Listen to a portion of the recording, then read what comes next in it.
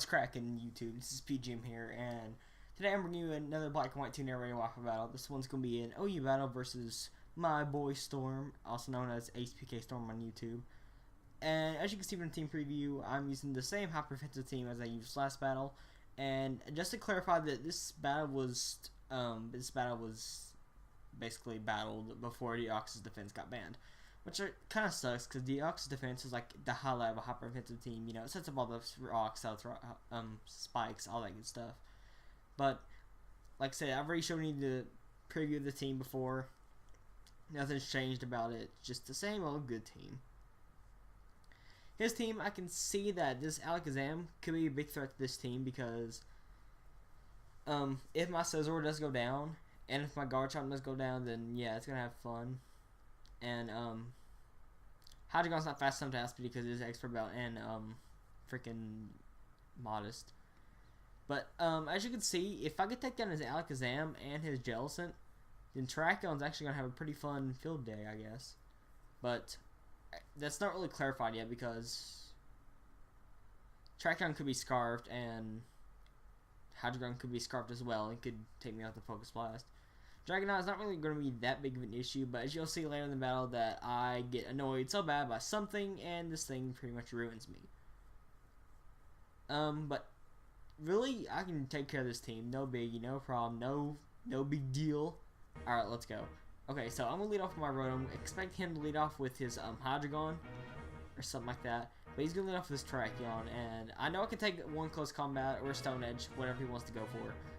Because I do have some HP investment in this Rotom, so I'm just going to go for the Will-O-Wisp to burn this Terrakion, just in case of his Choice Banded or Choice Scarf or whatever the crap it is.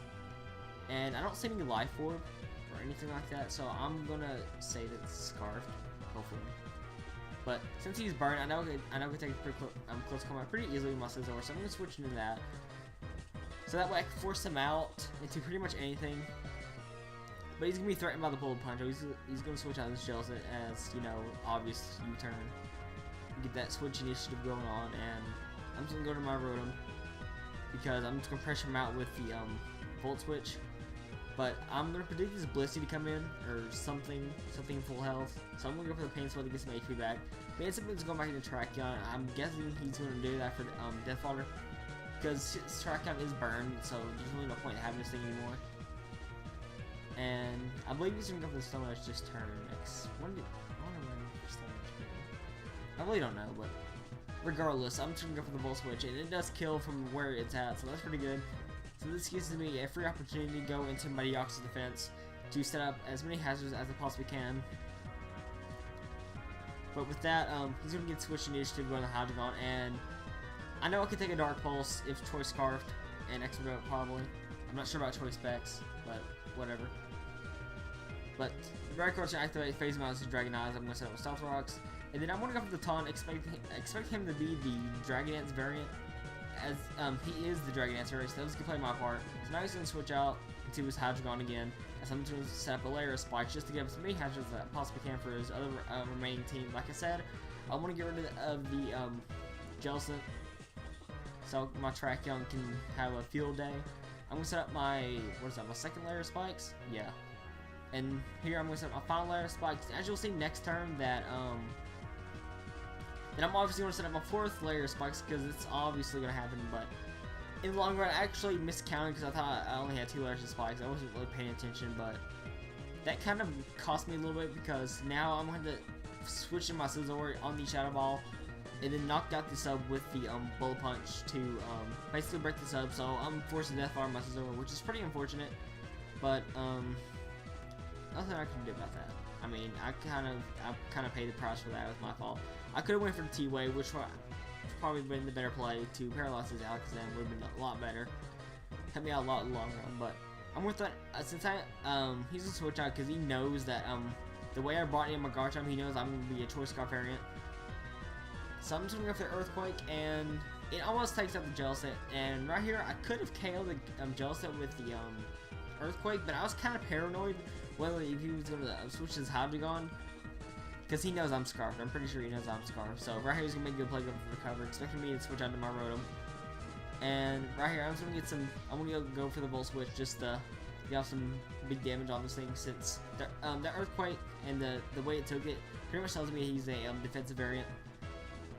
And now I'm just gonna go to my Hydreigon basically because it's my best counter right now. He's just gonna go for toxic, no big deal, because really, I mean, it's not a wall obviously because it's a high defensive team, so why not? Basically, I'm gonna take it out with the Dark Pulse. Pretty good for me, and now he's gonna send his Blissey, thinking that probably a choice variant. But right here, I'm gonna reveal to him that I do have the U-turn, so I basically revealed to him that I have the Expert Belt, which is the big deal. And then now I'm gonna expect him to go for the Seismic Toss or something, or the T-Wave or whatever the crap he wants to go for. So I'm just gonna go to my Deoxys, mainly his Death Fodder, but he ends up just going for the Toxic. So and I was hoping it would KO from the Toxic range, but unfortunately it was not. And basically I'm gonna T-Wave something, whatever comes in. So this Hydreigon is now going to get T-Waved, and that's going to be pretty good because I believe in this battle that this thing is a Choice Scarf variant. So that's pretty good, I guess. Sure, why not? So now I'm basically able to bring in my Garchomp and take him out with Arrow Edge because since his Justice is now gone, yeah, nothing's going to survive anymore. Blissey, it's going to go down to the Hazards and the Outrage, and I was hoping I would get a 3-turn Outrage, but unfortunately I kept getting 2, and that was annoying. They couldn't get freaking 3 turns. So I do only get the 2-turn Outrage, which is pretty unfortunate. So now I know he's gonna be able to set up a free sub as I switch it to my Rotom Watch, mainly his Death Fodder, because there's really no point in having this thing anymore since his other Pokemon left is Dragonite. And but yeah, so basically it's gonna die because at this range it can't take a Psychic, Psych Shock, or a Dragon Claw or an Outrage from the Dragonite or Alakazam. So basically, I'm forced to go back into my Garchomp to break this up with the Outrage, and he's just gonna go for the Focus Blast. I asked him why he went for the Focus Blast instead of the Psy Shock, and he told me that since Garchomp is a higher defense than special defense, that's why he went for Focus Blast. I don't mind that either. So, but the thing is, if he actually missed, that would have been a lot worse for him. And right here, I'm gonna stay in my Garchomp, hoping I can get through the confusion. But unfortunately, I hit myself in confusion. I'm just like, oh snap. And now he's gonna have 1 free Dragon Dance. I'm just like, oh frick, oh snap, this is no good. Here I'm gonna try to break through it again, but no! I hit myself in confusion once more, and there goes my win. Garchomp was the only one that could allow me to win, and unfortunately, that was not able to happen. So now he's able to sweep the rest of my team. Hydreigon's not gonna stand a chance because he doesn't SP after +1, and yeah, my last Pokemon's gonna be my Terrakion, and basically, he's gonna be a faggot and pretty much just spam Roost until I'm just a Stone Edge. And basically, that's really all I can do is just spam Stone Edge. And then he's just gonna spam Roost. This is kind of a semi-stall. I mean, it's kind of funny how you see a semi-stall on a Hyper team. I find it funny. But I think I go for the sub this turn or the next turn. I think it's this turn. I'm pretty sure it's this turn. Yeah. I go for the sub, so now he's kind of forced to break my sub, so that way I can get big damage for the Stone Edge. I was hoping I would get a crit, but I was not sure how much the Stone Edge would do with Multi Skill on Dragonite. As you'll see, he does over half, so a crit would definitely be able to take it out.